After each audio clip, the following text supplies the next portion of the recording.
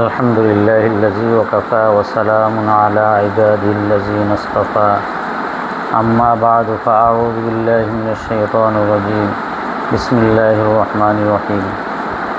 আলহামদুলিল্লাহ, আল্লাহ তাআলার অসংখ্য শুকরিয়া আদায় করি।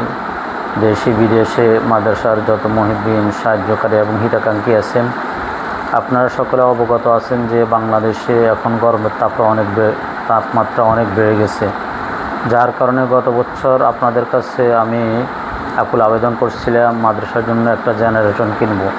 কিন্তু জেনারেটর লইতে গেলে মাদ্রাসার খরচ অনেক আসবে, অর্থাৎ দিন রাত যদি জেনারেটর চলে, যেভাবে লোডশেডিং করে, বিদ্যুৎ মাঝে মধ্যে আসে, বিদ্যুৎ তো সবসময় থাকে না, বরং মাঝে মধ্যে আসে, এতে করে জেনারেটর চালানো এটা কষ্টকর হবে।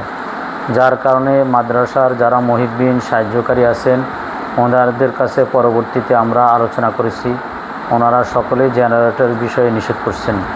তো আমরা ওনাদের সাথে আলোচনার মাধ্যমে জানতে পারলাম যে যদি আমরা সোলার বিদ্যুৎ লই, মাদ্রাসার নিচতলা দোতলা 40টা ফ্যান চলবে এবং যত বাতি আছে সব চলবে, এবং মাদ্রাসায় মোটর, ফ্রিজ এগুলো চলবে।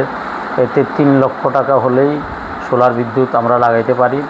তো সোলার বিদ্যুৎ যদি লাগাই তাহলে আমাদের মাদ্রাসার যে সমস্যা, এই সমস্যাটা দূর হবে।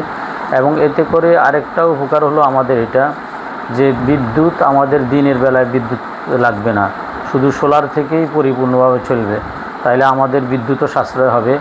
তো আমরা ঢাকায় আলোচনা করছি, যেখানে আমাদের একজন মুহিব্বিন আছেন মাদ্রাসা, তেনার সাথে আলোচনার মাধ্যমে জানতে পারলাম 3 লক্ষ টাকা দিয়ে আমরা সোলার বিদ্যুৎ কিনতে পারবো। গত সপ্তাহ বুধবারে মাদ্রাসার এক মুহিব্বিন সোলার বিদ্যুৎ লওয়ার জন্য উনি 50,000 টাকা নগদে দান করছিলেন। আর গত বছর আপনারা আমাকে মোট জেনারেটর বাবদ 70,000 টাকা দিয়েছেন। তা আমাদের হাতে এখন 1,20,000 টাকা আছে। রোববারে সোলার বিদ্যুৎ কেনার খেয়াল, এখন আমাদের 1,80,000 টাকা প্রয়োজন। যে মুহিব্বিন যেখানে আছেন প্রত্যেকে যদি ন্যূনতম 1,000 টাকা করে দান করি, তাহলে আমরা সোলার বিদ্যুৎটা কিনতে পারবো। সকলের কাছে আকুল আবেদন, এই সোলার বিদ্যুৎ লওয়ার কাজে আপনারা সহযোগিতা করবেন। এই কথা বলে আমি আমার বক্তব্য শেষ করছি। আসসালামু আলাইকুম ওয়া রাহমাতুল্লাহ।